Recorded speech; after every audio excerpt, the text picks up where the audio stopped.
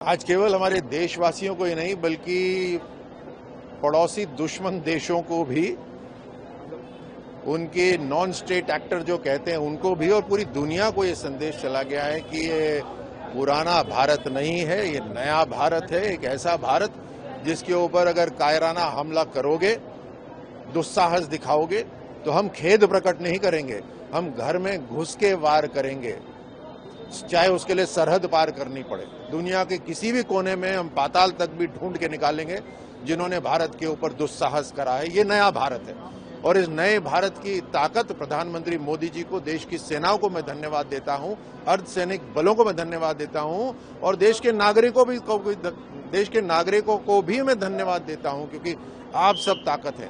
आज जो टेक्नोलॉजी है उस टेक्नोलॉजी से केवल सरहद से ही नहीं दुश्मन आता, आसमान से भी आएगा, टेक्नोलॉजी के माध्यम से भी आपके घर के अंदर तक आ जाएगा, देश को बांटने की कोशिश करेगा, कम्युनल टेंशन फैलाने की कोशिश करेगा, देश की एकता को तोड़ने की कोशिश करेगा। इसीलिए आप सब सैनिक हैं और इसीलिए हम सबको अपना रोल प्ले करना है।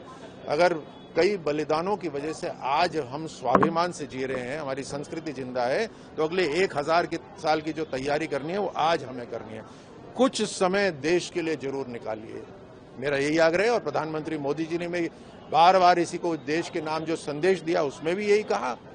कल जो बीकानेर में आके उन्होंने संदेश दिया वो भी यही कहा कि कोई ये जो न्यूक्लियर कीदड़ भभकी है इससे हम नहीं डरने वाले, जो सिंदूर मिटाएगा वो मिट्टी में मिल जाएगा।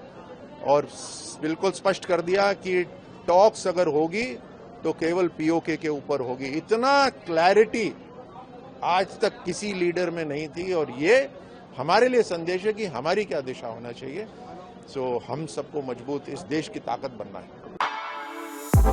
For exclusive and insightful videos, subscribe to our new channel ABP Live Premium.